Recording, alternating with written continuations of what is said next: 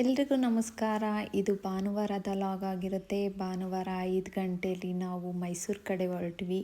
ನನ್ನ ತಂಗಿ ಫ್ಯಾಮಿಲಿ, ನಮ್ಮ ಫ್ಯಾಮಿಲಿ, ನಮ್ಮ ಅಕ್ಕ, ನಮ್ಮ ಅಕ್ಕನ ಮಗಳು ಎಲ್ಲರೂ ಕೂಡ ಮೈಸೂರು ಕಡೆ ಹೊರಟ್ವಿ. ಹಾಗೆ ಕುಣಿಗಲಲ್ಲಿ ಸ್ವಲ್ಪ ಹೂ ತೊಗೊಬೇಕಾಗಿತ್ತು ದೇವ್ರಿಗೆ. ತೊಗೊಂಬಿಟ್ಟು ನೆಕ್ಸ್ಟು ನಾವು ಮದ್ದೂರು ರೂಟ್ ಹಸಿ ಹೊರಟ್ವಿ.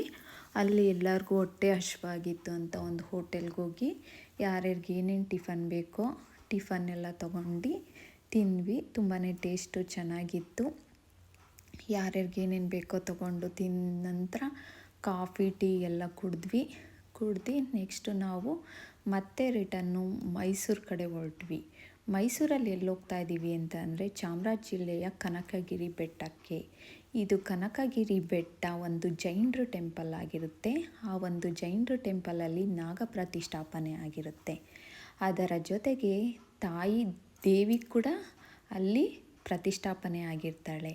ಈ ಒಂದು ಜೈನರ ಟೆಂಪಲಲ್ಲಿ ದೋಷಗಳ ಪರಿಹಾರ ಮಾಡಲಾಗುತ್ತದೆ. ಎಲ್ಲ ದೋಷಗಳ ಪರಿಹಾರನೂ ಮಾಡ್ತಾರೆ. ರಾಹು ದೋಷ, ಕೇತು ದೋಷ, ಕಾಳಸರ್ಪ ದೋಷ, ಈ ಥರ ದೋಷಗಳು ಪರಿಹಾರ ಮಾಡ್ತಾರೆ. ನಾವು ಕೂಡ ಪರಿಹಾರ ಮಾಡಿಸೋಕ್ಕೆ ಅಂತ ಹೋಗಿದ್ವಿ. ಇದು ನಾವು ಸುಮಾರು 3ನೇ ಸತಿ ಹೋಗ್ತಾ ಇರೋದು. ನಾವು ಯಾವಾಗ್ಲೂ ಇಲ್ಲೇ ಬರೋದು. ಯಾಕೆ ಅಂತಂದರೆ ಇಲ್ಲಿ ಕಡಿಮೆ ವೆಚ್ಚದಲ್ಲಿ ಪೂಜೆಗಳನ್ನ ಮಾಡಿಕೊಡ್ತಾರೆ. ಬೇರೆ ಎಲ್ಲದಕ್ಕಿಂತ ಇಲ್ಲಿ ಬೆಸ್ಟ್ ಇರುತ್ತೆ ಪ್ರೈಸ್ ಎಲ್ಲ. ಹಾಗಾಗಿ ನಾವು ಇಲ್ಲಿಗೆ ಬರೋದು ದೋಷಗಳನ್ನ ಪರಿಹಾರ ಮಾಡಿಸ್ಲಿಕ್ಕೆ ಅಂತ. ಇಲ್ಲಿ ಆಫೀಸಲ್ಲಿ ಟೋಕನ್ ಕೊಡ್ತಾರೆ. ಪೂಜೆ ಸಾಮಾನು ಬೇಕು ಅಂತನೂ ಇದ್ರೂ ಇಲ್ಲೇ ಸಿಗುತ್ತೆ. ಬೆಟ್ಟದ ಮೇಲೆ ಜೈನರು ಟೆಂಪಲ್ ಇರೋದು. ಅಲ್ಲೇ ಸಾಮೂಹಿಕವಾಗಿ ಇಲ್ಲಿ ಪೂಜೆ ಮಾಡ್ತಾರೆ. ಅಂದರೆ ಜಾಸ್ತಿ ಜನ ಏನಿರಲ್ಲ, ಒಂದು 20-25 ಜನಕ್ಕೆ ಇಲ್ಲಿ ಸಾಮೂಹಿಕವಾಗಿ ದೋಷಗಳನ್ನ ಪರಿಹಾರ ಮಾಡ್ತಾರೆ.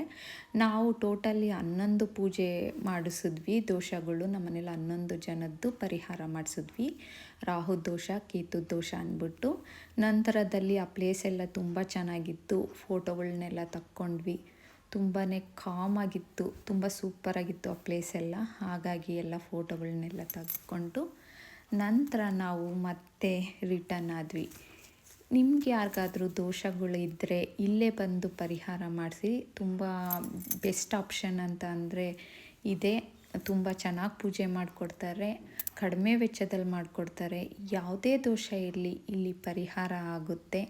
ನಿಜಕ್ಕೂ ತುಂಬ ಚೆನ್ನಾಗಿದೆ. ಬಂದು ಇಲ್ಲಿ ಎಲ್ಲರೂ ಪೂಜೆ ಮಾಡಿಸ್ಕೊಂಡು ಹೋಗಿ. Thank you so much.